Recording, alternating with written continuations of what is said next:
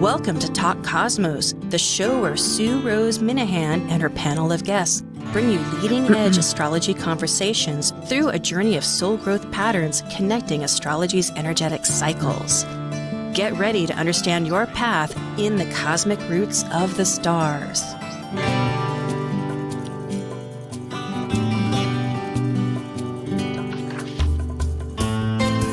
Hi, I'm Sue Rose Minahan and host of Talk Cosmos. We're an astrological conversational program every week. And this week on August 1st, 2021, I have a very special guest other than our panels that happen with Karen Wennerlind, an astrologer that's been on for various times.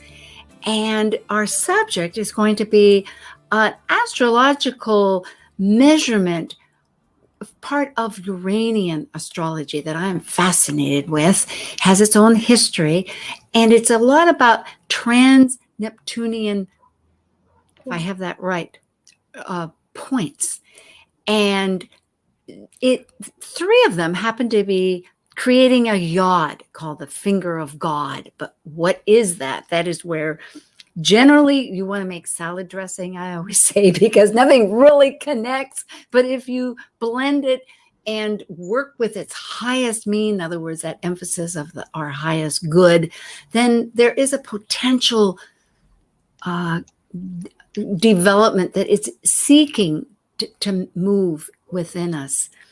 So Karen Wennerlind, she is a Western and Uranian astrology consultant, and she incorporates business, astrology, tarot, mythology, metaphysics, and mediumship for her client-centered approach. Karen does online study group. She teaches classes and workshops. She's the past board positions for Washington State Astrology Association and Kepler College, which is also a 4-year college based out of Seattle, Washington, that's international. Camp Edgewood Church of Divine Grace of National Spiritualist Association of Churches. And she is the current treasurer of the Council of Vedic Astrology. And Karen's located in Seattle, Washington, and has been on, as I said, many times since 2019 and this year and last year. So it's really a pleasure. Hi, Karen. I'm so glad we're connecting again. Awesome. Hi, Sue. It's good to see you. It is.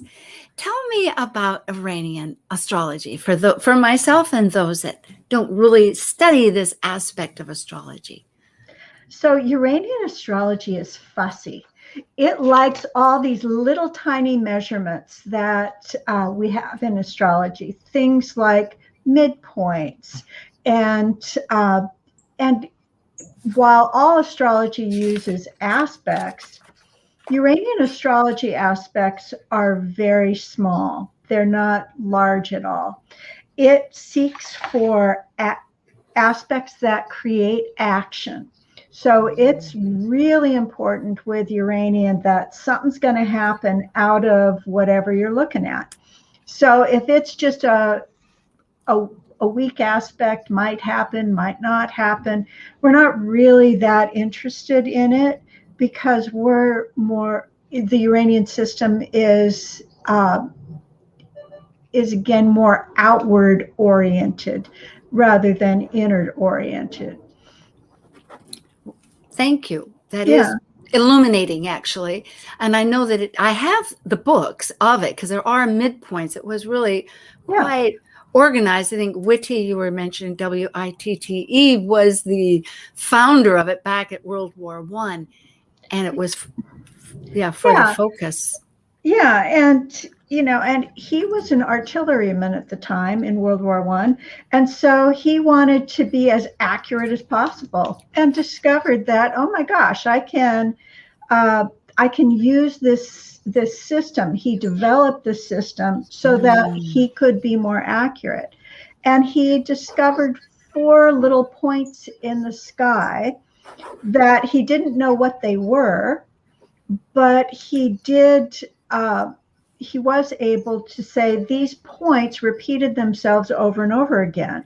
And so he created a system with a small group of people all, developing what the meanings of those points might be and how to use them within their lives. And so it started with 4 extra points. They're calculated points, but primarily they use the traditional planets in astrology and add in these 8 extra points as flavoring and intensity and as a spike for action.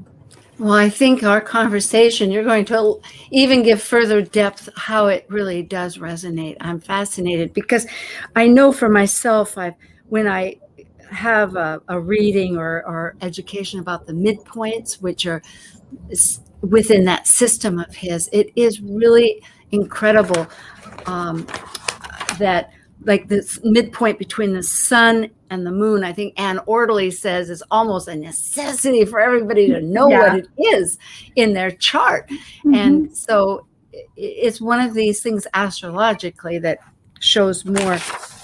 This yod that is a long term, you said the long,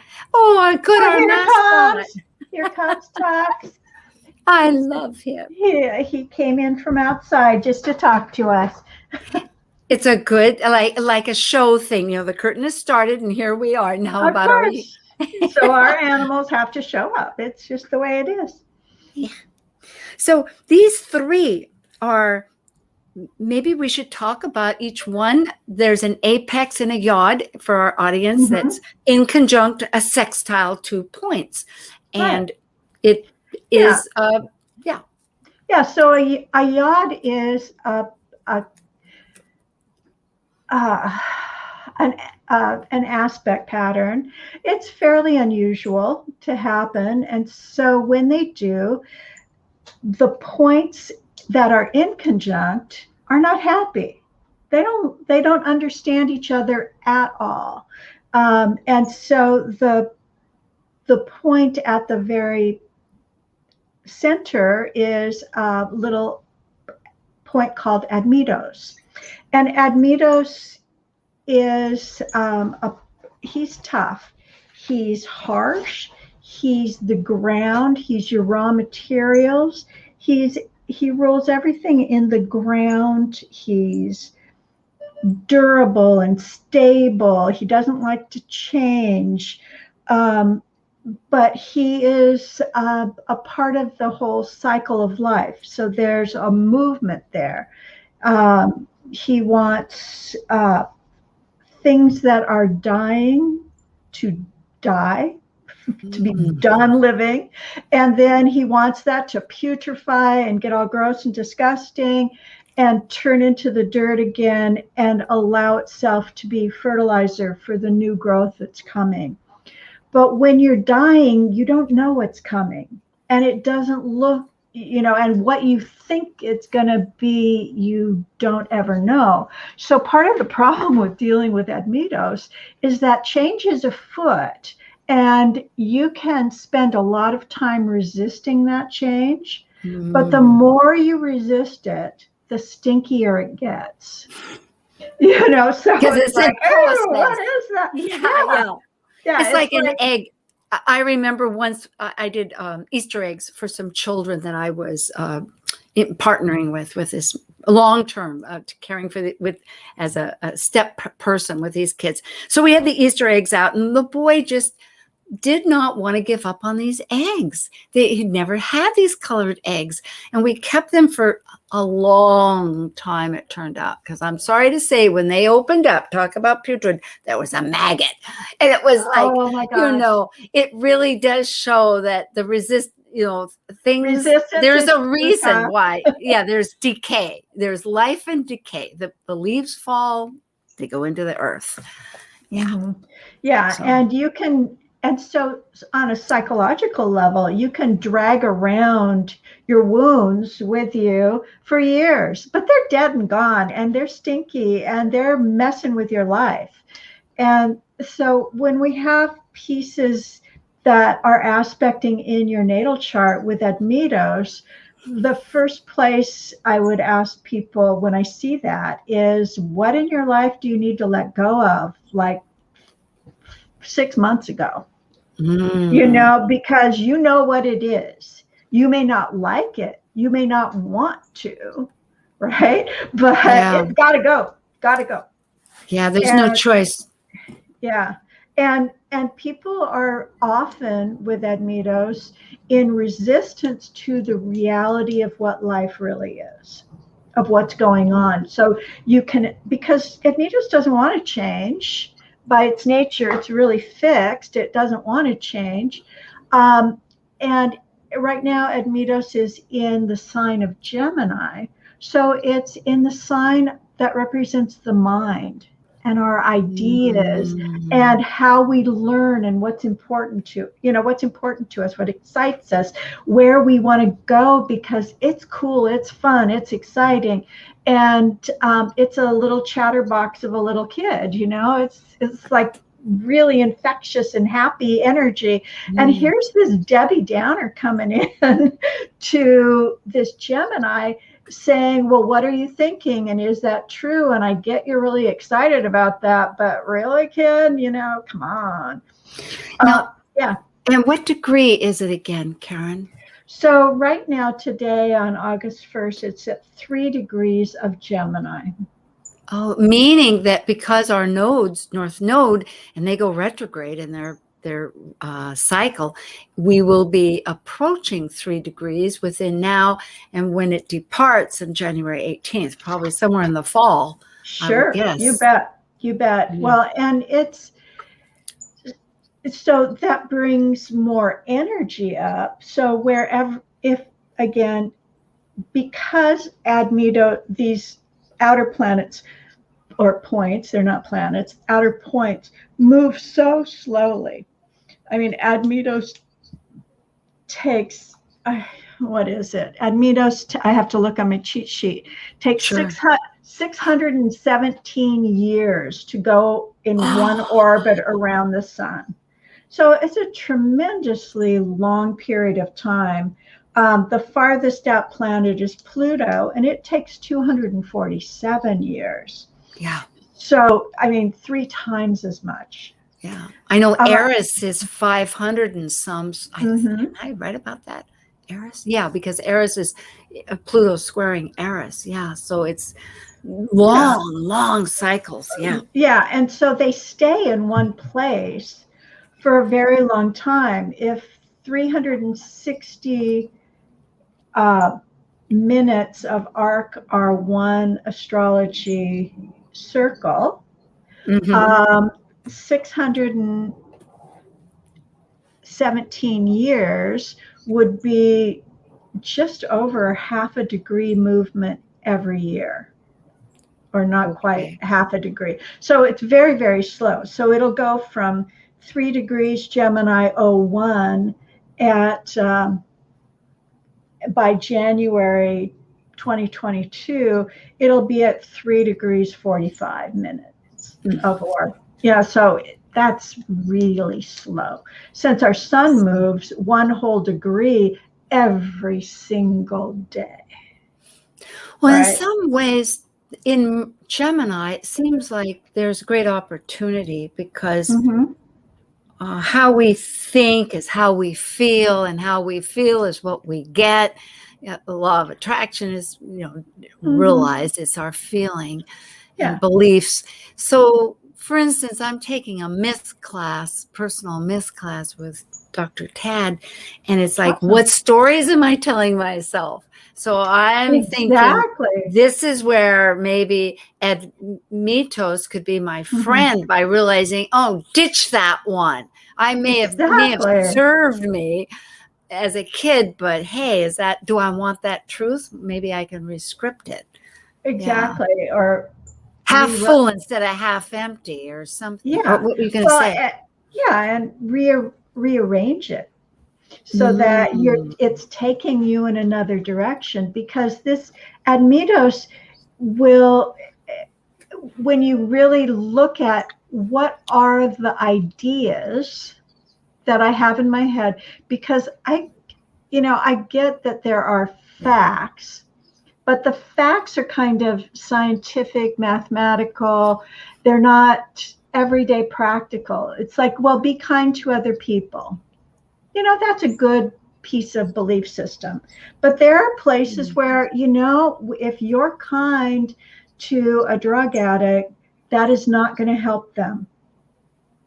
Now let's do the appropriate behavior. If you're kind to a child who is misbehaving, that kindness might look like you walk away from him and go, you're boring. I'm not playing with you while you behave like this, and you just go away. It doesn't feel kind, but it's like tough love. Yeah. And it's a necessary thing.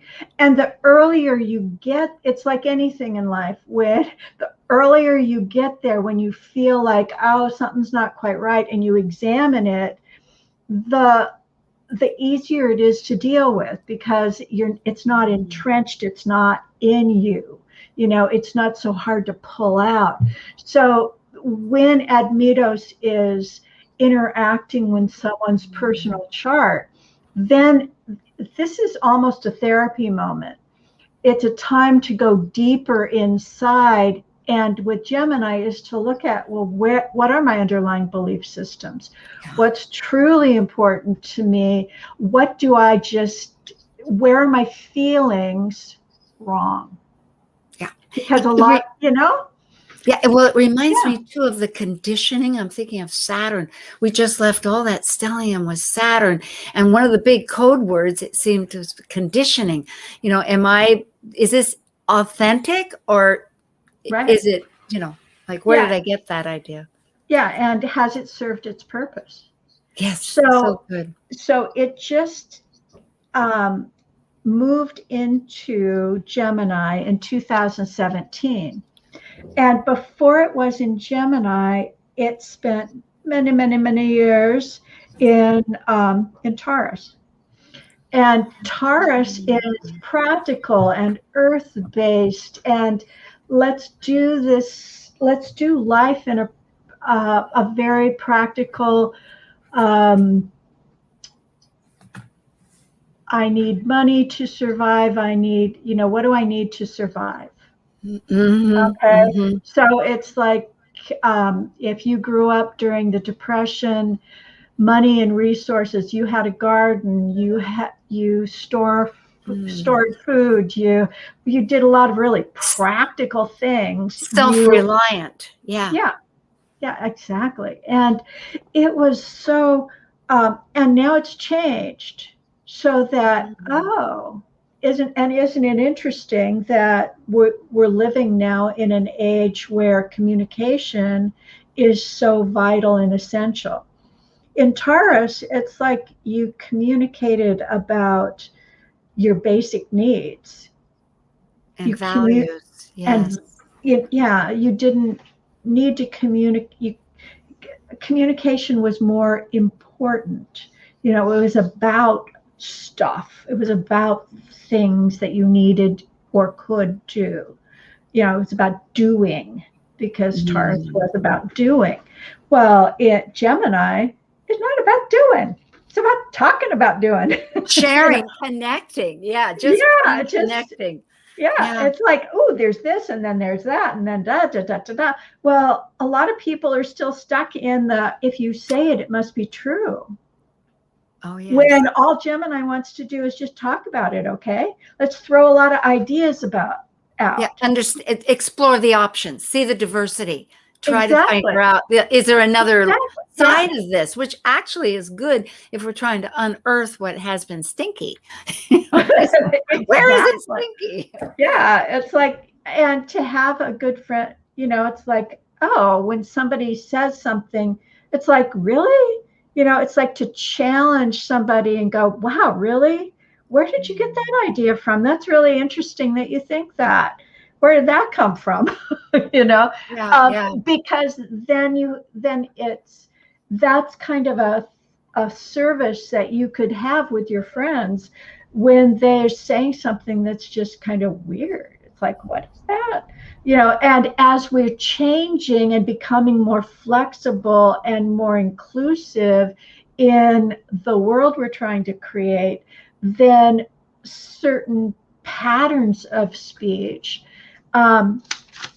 it's like there's a Southern phrase that I absolutely hate, and it's a phrase that is used often with, "Oh, there, aren't you just special? Aren't you sweet? Oh, Aren't you just such a good girl?" It's like, oh, excuse me, shut up. Yeah, because it's not truthful. It's like a backward. Oh yeah, yeah. They're trying to compliment you and tear you down by their balls at the same time, Yeah. So it's like, oh no, passive aggressive. Sorry. Yeah. So to become, and in yourself too, is to listen to what you're saying. It's like, ooh, that was a little catty, or that was a little passive aggressive, or ooh, that was really jealous.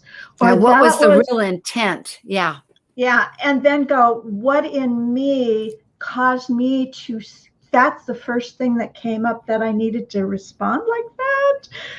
Ooh, okay. And then, and you kind of grimace and go, ooh, what did I do? So that because it's not until we get uncomfortable with something that we recognize that something needs to shift. Something isn't this us. True? Yeah. And really, Karen, that is very significant for the political nature, the emotional nature here, at least in this country, and also abroad, where maybe because of communication, groups are becoming visible to each other. They're connecting the truths of realities, and people are declaring, no, it's going to be more inclusive, not exclusive, or not talked to about this manner or treated. So it's adjusting in a lot of ways. It's very fascinating. Yeah. Well, and I taught class last night, and we were talking about Germany, and I realized that a lot of the words I used to describe Germany were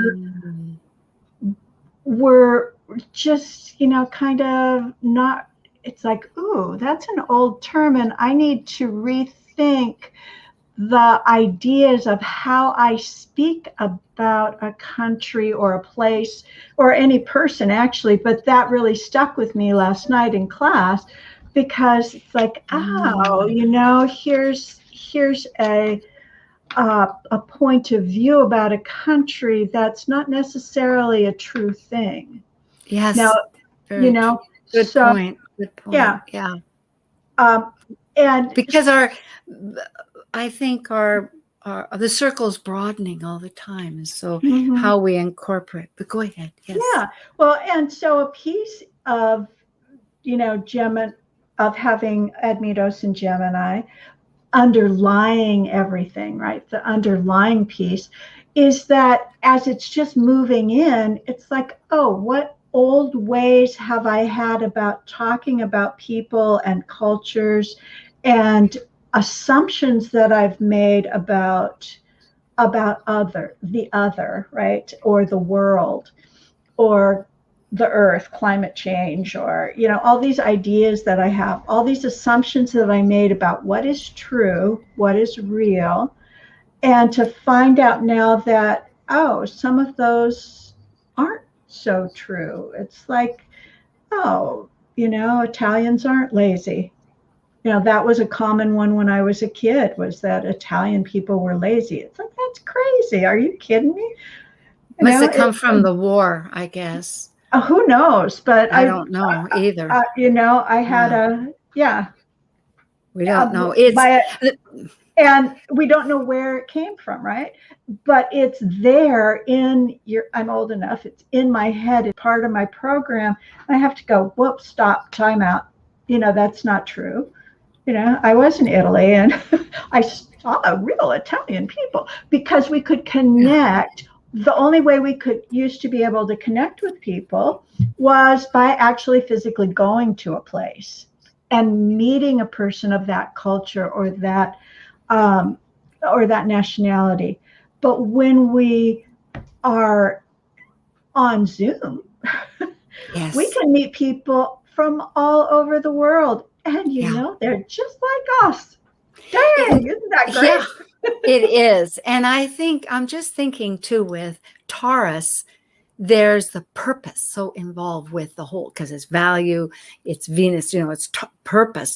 And so the purpose is for that self-resilience, that survival that you said, it's about me. And whereas Gemini is that connection, but by the time it moves to that, and so I can see where at least is us and, right? It has that more potentiality.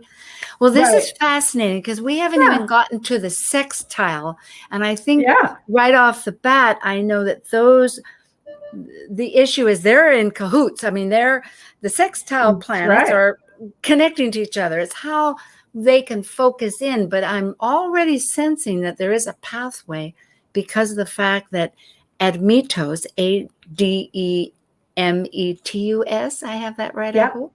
Yeah, for folks out there, is in Gemini, meaning that this sextile in some ways isn't perhaps as strange as it would have been in,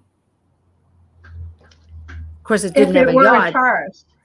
Yeah. Yeah. I don't know if I had a Yod then, but it has a Yod now and it's going on. It did. We'll talk about that after your break.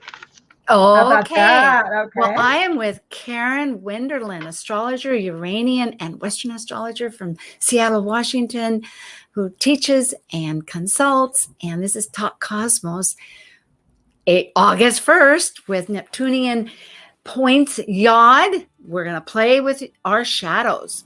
All right, we'll be back.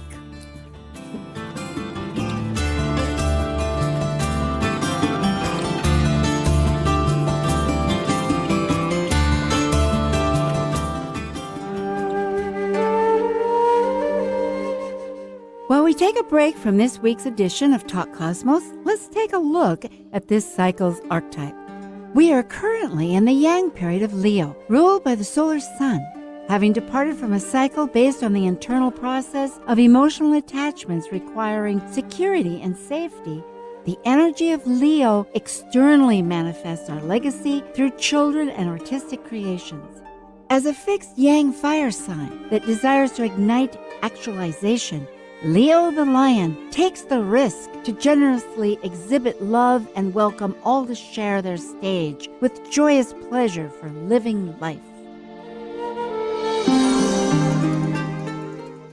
Talk Cosmos brings you leading-edge astrological conversations with hour-long programs each week on KKNW. The show goes live every Sunday from 1 to 2 p.m. Pacific.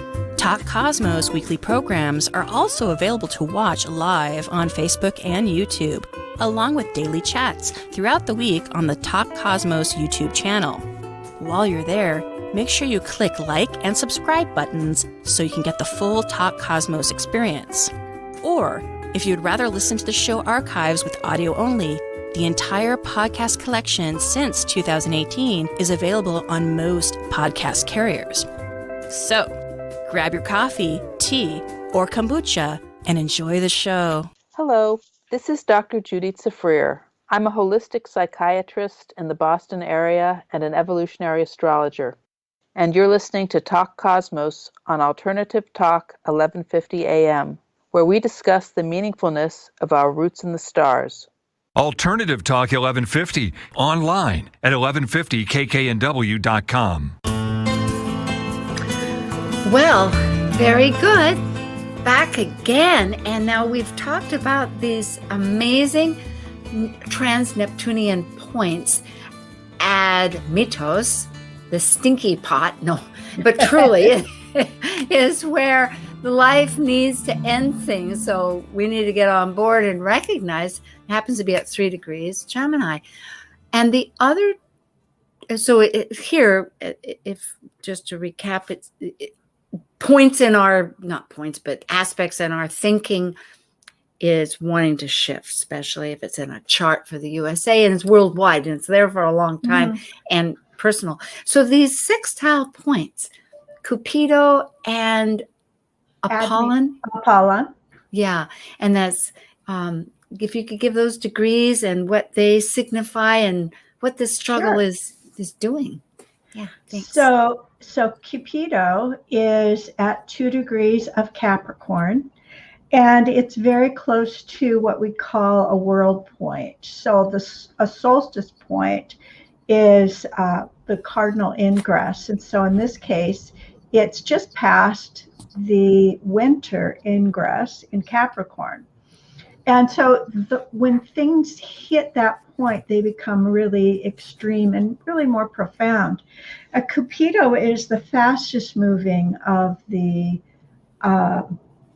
Uranian points. It will have one orbit around the sun in 262 years. So it's just a little bit faster than Pluto is. And so it travels a little bit with can travel with Pluto. Pluto's just leaving Capricorn now. And Cupido is a happy planet. Cupido is about home and family and relationships and belonging, who we're connected to. It's about integration and bringing things together, creating union, creating marriages, creating art. There comes another cat. I love it. Yeah. Let it be. But so that's the positive about Cupido. But when you get a group of people who all have the same mindset together, you can become a clan, or you can become a religion, or you could become exclusive, which is why marriages are there. So it creates an exclusive union. So the idea with Cupido is that like-minded people like to get together with each other. It's like, well, yeah, astrologers like to hang with astrologers, and tech geeks with tech geeks, and et cetera, et cetera. It goes on and on. You like to hang out with people that you have stuff in common with, where you can have, where you can enjoy it. It's really, Cupido is very much about the quality of our relations. And you would think that, that's a really positive piece. And it is. It's very positive until it gets solid, until it's so exclusive that anybody who is not an astrologer, you don't talk to. Anybody who is not Catholic, you don't talk to. Anybody who's not a Boy Scout, you don't talk to. It can become very rigid, narrow, very exclusive. So that's the negative and the extreme. And so what the inconjunct to Admetos is saying, where in your life that you think everything is just wonderful, thank you very much, life is really good, but where in your relationships, where in your everyday behaviors are you excluding whole swaths of society? Now, that's on one level, a really good thing as we become more aware of cultural programming and, trying to create a more equal society, because you have to acknowledge where it's been stuck in a particular point of view before you can change it. If you don't acknowledge it, you're not going to be able to change things. So so the inconjunct is just saying, oh, this is hard because I can't go back and relate to a part of me that I'm trying to disown. And that's where we get into the shadow. It's like, oh, I'm not one of those bad people that discriminates against Black people. Because they give rationalizations of like something or other. Yeah, exactly. Here's this. Yeah, exactly. Yeah. And so not realizing that this part of their life is just totally out of step because it doesn't recognize the needs of the person. Yeah. Well, and while they personally may not be doing anything in particular that is offensive, to recognize that, but society as a whole has created patterns that have made it more difficult. So the system has a certain amount of corruption in it, given where the culture is headed and what it wants, how it wants to be inclusive. So that's a struggle. And our other point is Apollan, and it's also really a wonderful point. It has generally Apollan has a really wide perspective, and it creates a place where you want to have great success. So you work really hard to, if somebody's famous, right, they've spent 20 years in the background getting to the point where all of a sudden they're an overnight success, right? And so that's and it sees in very far-reaching ways, and it wants to have peace, and it wants to have equality, and believe in science, and it wants enough, not just enough for everyone, but abundance for everyone.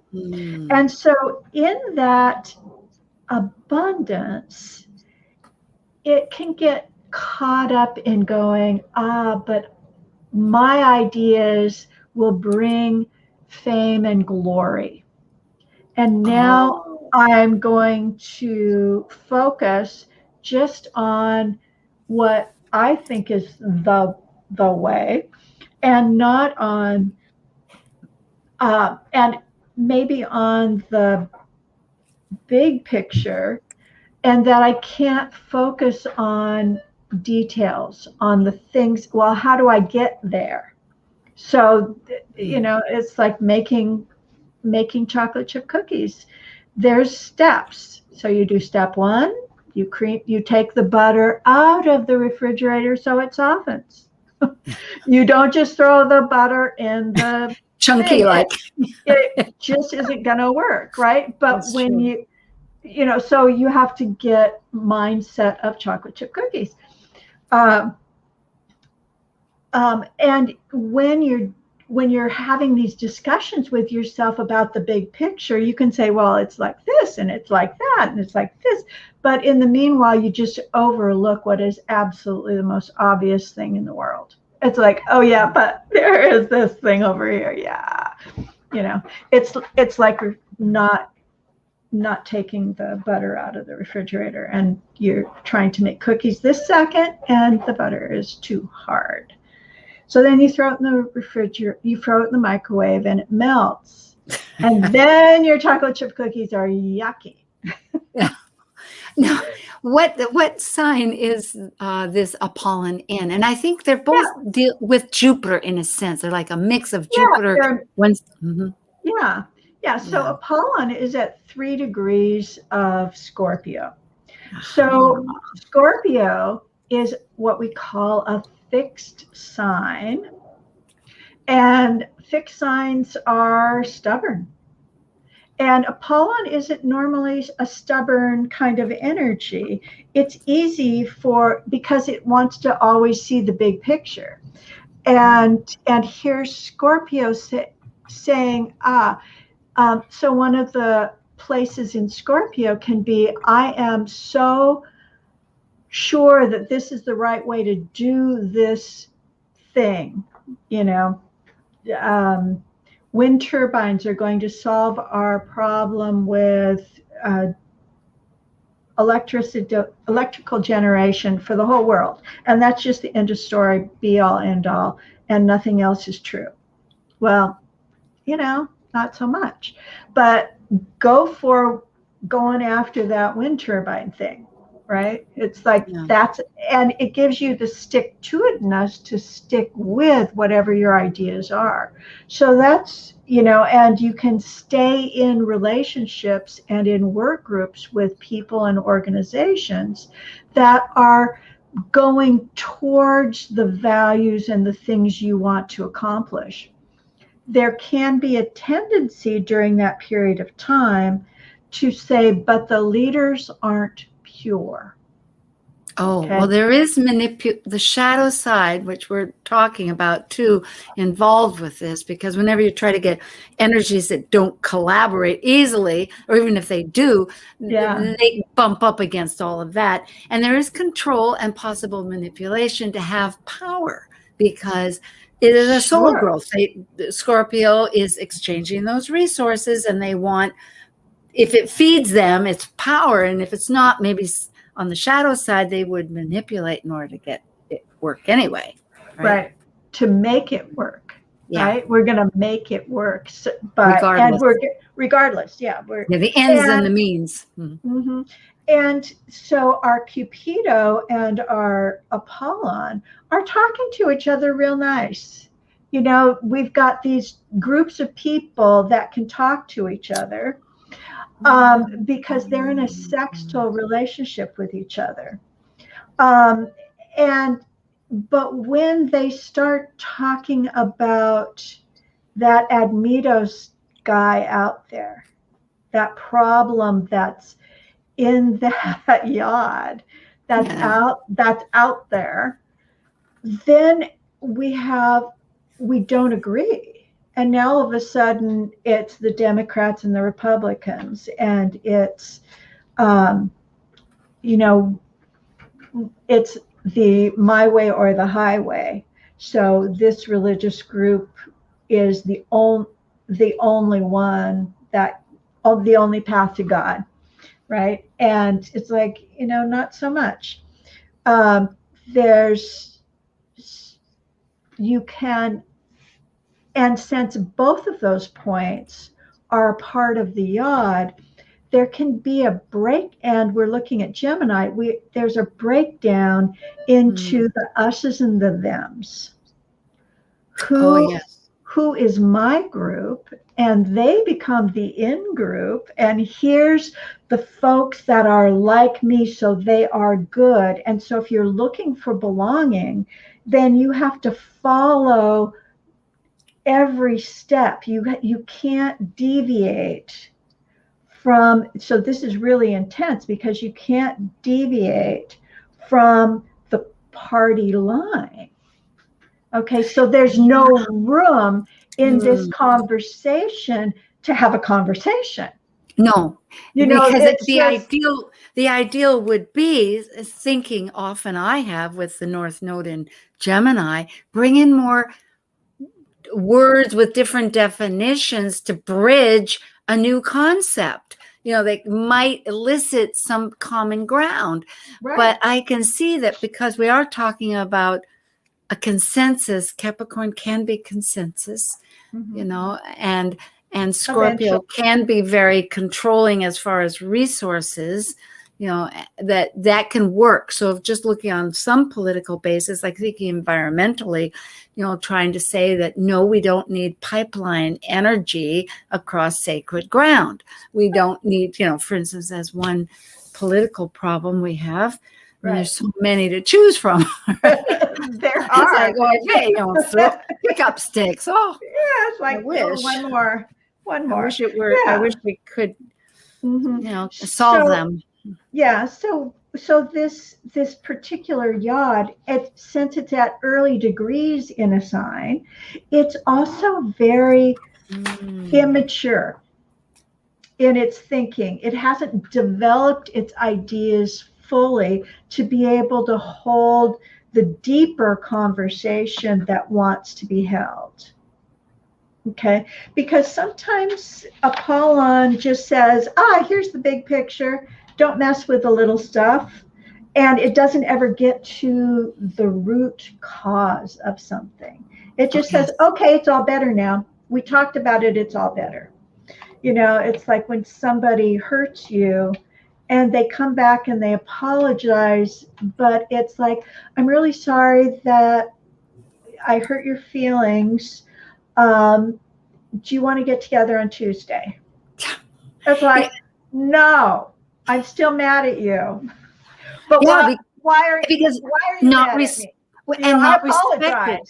Yeah, but this really does get down to some of the significant dilemmas. I mean, the one, for lack of words, right? I mean, I could spend a long time, but just to say that the dignity, really recognizing the value of another individual that has a different sense of acting apparent to themselves, right? Because somebody else could say, hey, what's the difference? You're whatever, but to the self, so that they're not recognizing, like in that case, if someone really upsets you, it's maybe because they don't recognize who you are and misjudge or misunderstand, or just plain don't see the value that you have any value. And so it's not a quick fix. And it's and while this won't affect like every person on the planet, these 3 points have been aspecting each other off and on, not necessarily in this yod, but they've been aspecting each other off and on since 1903. They move that slowly, with intense periods where there's been an intensity of this us against them or warrior kind of mentality during, I'm going to give you some dates, 1927 to 1931, again from 1945 to 49, and from 1976 to 1992. Wow. The current yod that we're in, we've been in since 2017. And so it's been getting worse. So since 1903, this idea of the us versus them, and has been much more systematized, and because we have media that we didn't have before, it's much easier to judge others because they're not you, right? It's I don't relate. They're not me, so they must be bad or wrong, or I have to fear them because of that piece. And that's a part of that shadow that we become aware of. That's kind of a world shadow that's been underlying the whole last century, since 1903. And these war periods, 1927 to 31 and 45 to 49, these war periods were very much breaking points. You know, the stories and the way people treated each other, and that detachment from humanity, and that men came back from war, those world wars, and they didn't talk about what it was like being in that war. And we've just begun to understand post-traumatic stress disorder, which it is really, where they're unable to, there's so many components in that. I know it's a term used a lot, but I am very familiar. I've read a bit about it, and there's a guilt factor. There's so many there's important factors involved with it. Yeah, and I think it's wonderful that now this Admetos has changed sides. It's in Gemini. Oh, it's healthy to talk about that old crap. I don't have to hide it anymore. So here's a way that Admetos goes and attacks that shadow and makes it okay. And as we go farther along, it's going to be even more okay and even more okay as we, as it becomes more socially acceptable to not. Yeah, I think so, because there's certainly argument and debate, and it does tax a person's ability. And also, as we had talked, which we don't have a lot of time here to talk about, but the fact of projection, what we don't own. I think this is what you had brought up. What we don't own for ourselves, we tend to think, somebody else has it, and aren't they terrible? Whereas actually, if we can just realize that, and this is a lot with the myth business that I'm working with Dr. Tad, but yes, if by talking and getting past in bridging larger conversations and opening up arenas, there's hope. There's hope. There's got to be hope. It may be messy. It might be like finger painting, throwing it on the wall. I don't know, but maybe there's ways to bridge. Yeah, well, and learning how to have that process of loving kindness for yourself and being, warts and all. I am not a perfect being. and it's because of our projections that we can learn, we can grow, we can be more contained and happier with who we are, because we're not having to make excuses. And there's always, the universe is shifting, it's always moving, which we realize. And the point being that the dispositors, the rulers in astrology that we look at, for instance, if we look at Capricorn, it's going to be Saturn, and Saturn right now is in Aquarius. It has shifted over. I mean, there's a whole new bridge that it's introducing and linking up to look at the pros and the cons, as we do in life. So nothing is static. So that's we're involved. It's good. I do want to mention that next week we will have, no, it won't be the Moonbeam team. It will be another panel. And at the I know, it is Cosmic Collaboration. That's what it'll be. Oh, cool. But I'm with Karen Wennerlind, Seattle astrologer, Western and Uranian, and you can find her on Talk Cosmos. You have an email, I think that's the best way, isn't it, Karen? Yeah. So it's Karen at seattleastrologer.com. Oh, good. Yes. Very Seattle easy. Astrologer. And always at Talk Cosmos. So you can always go online and see under the, and it's August 1st. We're talking about this Uranian points. The midpoints is really a very,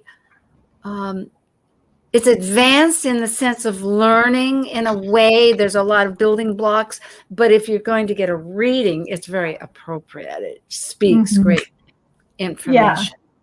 Yeah. And again, it adds specificity and detail, rather than you don't do an astrology reading just with Transneptunian points. The Transneptunian points are whipped cream on your ice cream. Yeah, good. Well, gee whiz. So we have a world point here with Cupido, I think you said. Yeah. And Cupido is Jupiter and Venus.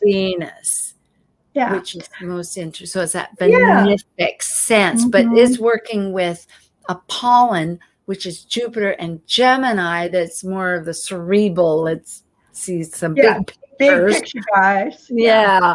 Along with, some of your great thinking that you guys think is so cool with your little nitty gritty group is sort of ready to ditch. So let's ditch it. Well, and you can't snap your fingers and make it happen. It requires, that when you're dealing with your shadow, it takes a lot of awareness. But once you have the awareness and you go through your resistances, very often it's like, oh yeah. That was Well, crazy. That is so beautiful. I think of our shadow. We certainly talked about a lot that it is, and it takes that strength and courage and willingness. So I thank you so much. It's our creativity. Yes, and Yeah. we're entering Leo. It's time. Get That's that right. heart and brain together. I know there's a conjunction you said with Mercury on the 8th. So is it the 8th? Yes. On the 1st today. On the 1st. Oh, it's today. It's Well, we today. started the process. All right. Yeah. Blessings. Thank you, Karen. Take care.